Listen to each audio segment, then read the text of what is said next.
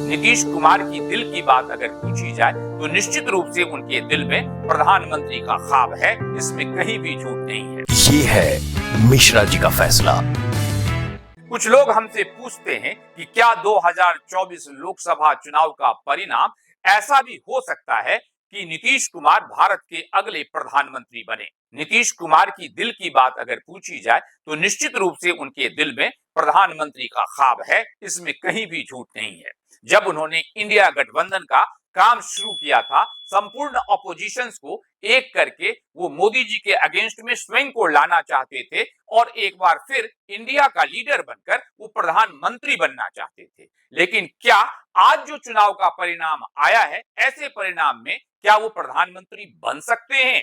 अगर इंडिया चाह भी ले और ऑफर भी दे दे कि हम नीतीश कुमार को प्रधानमंत्री के रूप में स्वीकार करते हैं और ये हम मान भी जाएं कि ममता बनर्जी जैसी नेत्री ये स्वीकार कर ले कि हाँ नीतीश जी इंडिया का एक सूत्रधार बनकर आगे बढ़े और सरकार चलाएं, फिर भी आज की तारीख में ये संभव नहीं है, क्योंकि तेलुगु देशम पार्टी जब तक भारतीय जनता पार्टी के साथ है तो वो बहुमत के आंकड़े के पास है और थोड़ा 1 2 4 5 7 8 जो बहुमत अगर कुछ जरूरत भी पड़ेगी तो अमित शाह और मोदी जी की जोड़ी, जो बाकी के बहुत सारे स्वतंत्र उम्मीदवार जो अन्य के खाते में आते हैं, जो इस बार का आपने लोकसभा चुनाव का रिजल्ट देखा होगा, उन सबको लाना उनके लिए बड़ी कष्ट या बड़ी मेहनत की चीज नहीं होगी। देखिए, किसी व्यक्ति के रूप में, जर्नलिस्ट के रूप में या किसी भी व्यक्ति के रूप में आप ये प्रिडिक्ट बिल्कुल नहीं कर सकते कि नीतीश जी का अगला कदम क्या होगा। लेकिन प्रिडिक्शन ये हो जाए कि नहीं, नीतीश 5 साल तक एनडीए के साथ रहेंगे, ये प्रिडिक्शन इस जमीन पर रहने वाला कोई भी व्यक्ति नहीं कर सकता है, जहां तक नीतीश जी का इतिहास रहा है।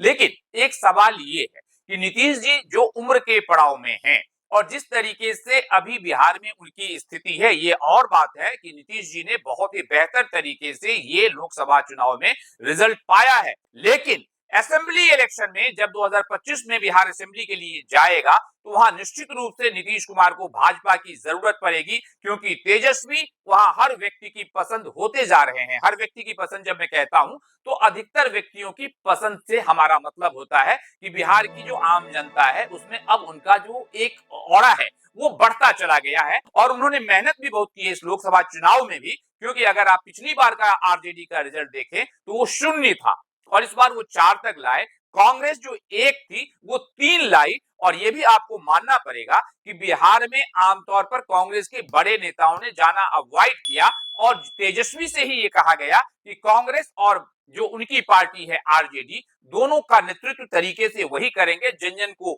ये बात पहुंचाएंगे। कुछ टैक्टिकल मिस्टेक हुई, जैसे पूर्णिया में अगर तेजस्वी और ज्यादा टैक्टिकल काम करते तो शायद जो सीट अभी वहां पर इंडिया को 7 मिली है वो बढ़ सकती थी। पूर्णिया देख ले, पूर्णिया में क्लियर कट आप इस चीज को गौर करें कि कांग्रेस ज्वाइन करने के बाद भी पप्पू यादव चाहते थे कि उन्हें पूर्णिया से टिकट मिल जाए, कांग्रेस भी चाहती थी पूर्णिया से पप्पू यादव खड़ा हो जाए और एक सीट जो कांग्रेस को मिला है वो कहीं दूसरी जगह आरजेडी सेट कर ले अपने लिए, लेकिन ऐसा नहीं हुआ। पप्पू यादव चुनाव जीत गए, कितना स्ट्रॉन्ग कैंडिडेट थे पप्पू यादव की, चुनाव जीत गए और आरजेडी को हरा दिया। ये एक तरीके से एक टिकट वैसे ही खराब कर देना होता है। अगर आज वो कांग्रेस के उम्मीदवार होते तो हम इंडिया गठबंधन के लिए 8 या 9 की बात सोच सकते थे। आप सबसे अनुरोध है कि हमारे इस चैनल को लाइक करें, सब्सक्राइब करें। आपका ये कार्य हमें उत्साहित करेगा।